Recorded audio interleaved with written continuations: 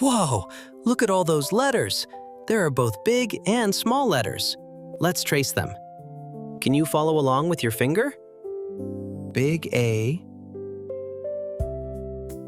small a. Big B, small b. Big C, small c. Big D, small d. Big E, small e. Big F, small f. Big G,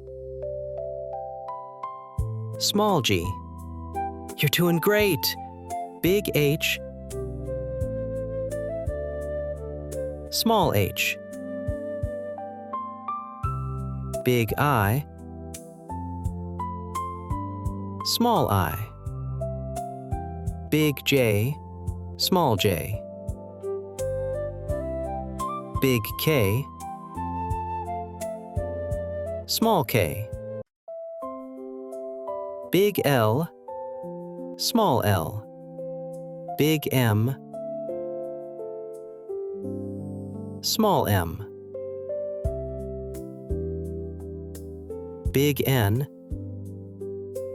small n. Keep going. Big O, small o. Big P, small p. Big Q, small q. Big R, small r. Big S, small s. Big T, small t. Big U, small u. Almost there.